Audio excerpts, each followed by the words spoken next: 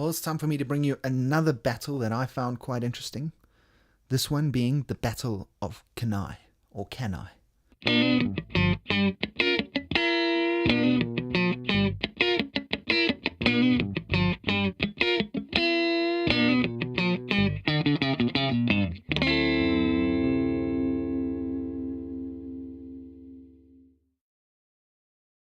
Battle of Cannae took place in 216 BC and was fought between the Romans and the Carthaginians. On the Carthaginian side, Hannibal, very well-known general, or if you don't know of him, you should know of him. And on the Roman side were two consuls, which, due to their defeat, have kind of been forgotten in time. But their names were Gaius Terentius Vara, and Lucius Aemilius Paulus. Now, I'm not going to go too much into the whole battle mechanics itself, because it's, in my opinion, one of the most studied ancient battles on the record. It's studied at military academies even today. It also highlights the political aspects that can surround any sort of war or campaign, or even a single battle, in this case, the Battle of Cannae. Hannibal, when he got command of his army, which he took from North Africa, marched across Spain and southern France and over the Alps.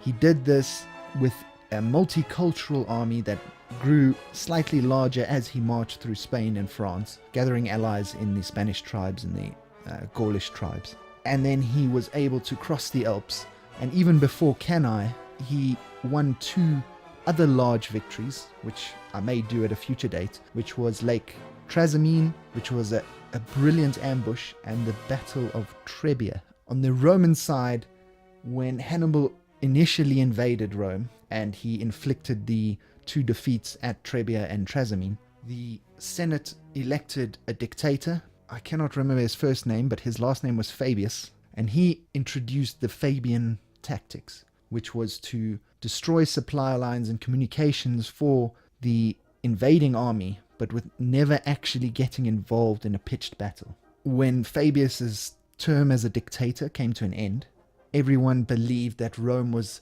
now strong enough to defeat Hannibal, and they were getting tired of having Hannibal rampaging up and down Italy.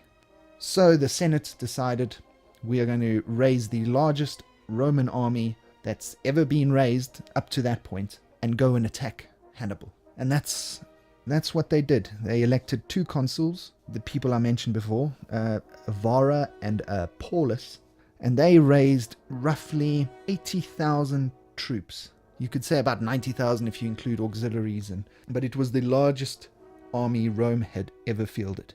On Hannibal's side, he had multicultural mix of soldiers based from a number of areas, speaking a number of different languages, and he could muster up about 50,000 soldiers altogether. The key here being Hannibal had superb cavalry and outnumbered the Roman cavalry by 3-1, but he didn't have the heavy infantry that the Romans were well known for. Because two consuls had never been tasked with running a single army, the policy was adopted that each consul would run the army on a different day, or on alternate days they would have command of the army.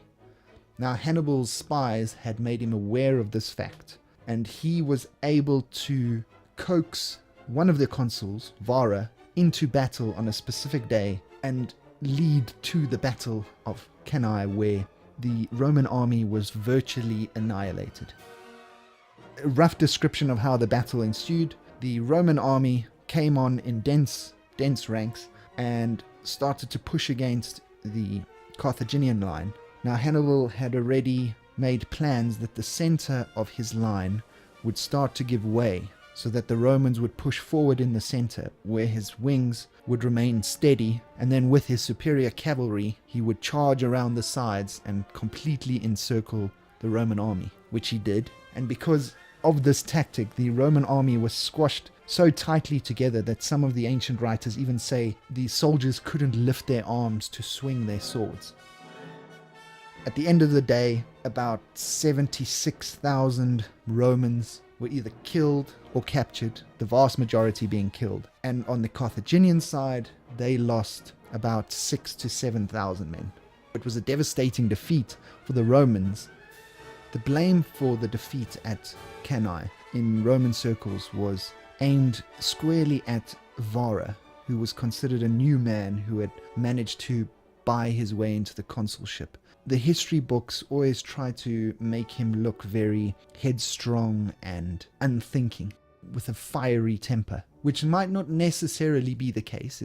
I'm not saying that those accusations are false, but it's also known that the other consul, Paulus, had quite a lot of influential friends in the Senate at the time, and he was considered one of the conservative faction. So it was less likely that the blame would be aimed at him.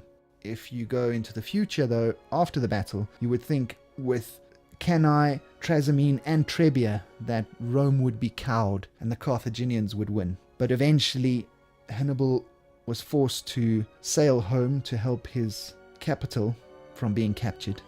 When Hannibal did return to defend his homeland, Carthage, he couldn't bring with him the seasoned warriors that had accompanied him on his journey. Eventually they lost to Rome. And the Romans never had an issue with replacing manpower because they were at the start of their machine of conquest.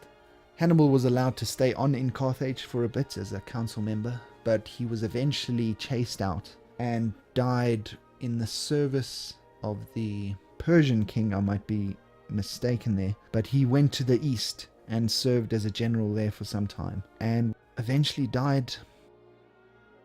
It just goes to show, you may win a battle, but it does not guarantee winning the war. The reason why I found this battle so interesting for so long is in South Africa we learnt of Shaka Zulu. He would use his more fleet-footed soldiers to either secretly or quickly surround an enemy during a battle in a horn formation so that his whole army would then encircle the enemy army, which would give them a similar effect to the tactics used at Cannae.